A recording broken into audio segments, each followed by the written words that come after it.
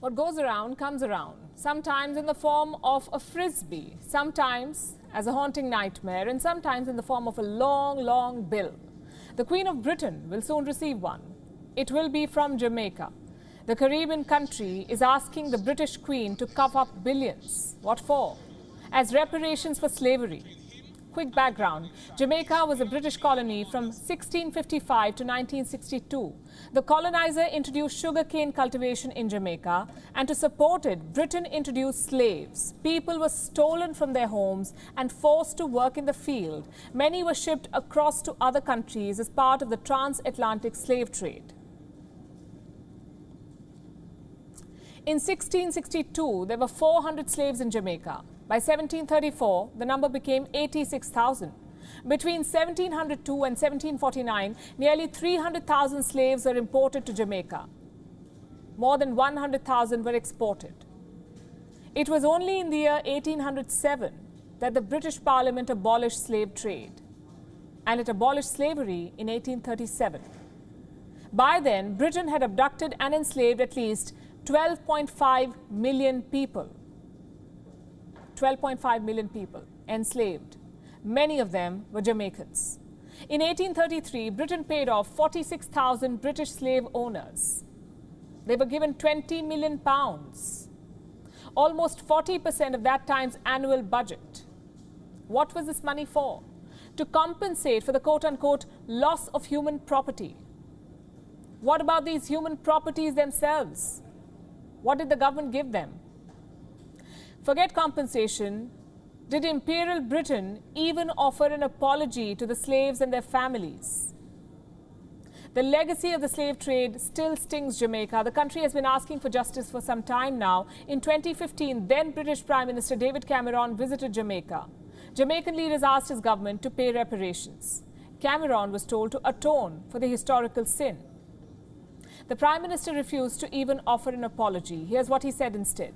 David Cameron told Jamaica to move on.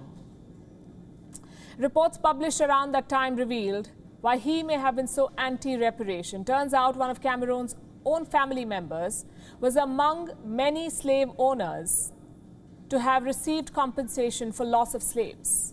Jamaica did not give up its fight for justice, though. The Culture Minister recently said, and I'm quoting, "We are especially pleased to announce that we have made further steps in our strides towards seeking reparatory justice for the victims and descendants of the transatlantic slave trade. The petition is being presented to the Queen of the UK and/or the government of the UK."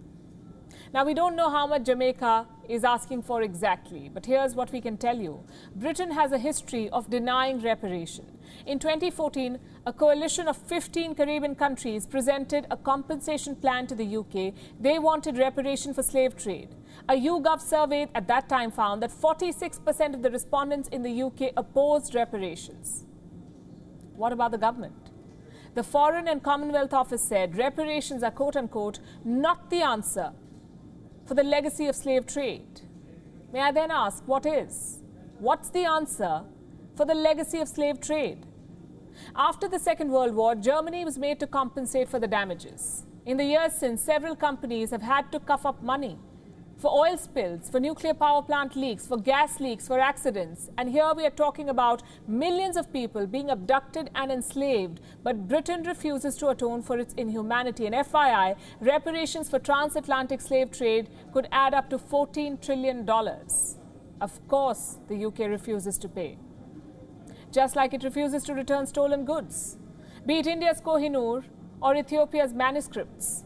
Treasures from British colonies decorate the crown and its properties today. They hang on the walls of its museums and palaces, and the UK sees nothing wrong with any of this.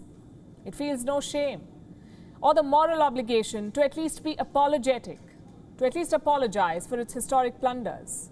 Today, Jamaica is setting a trend. It is asking for compensation for historical wrongs.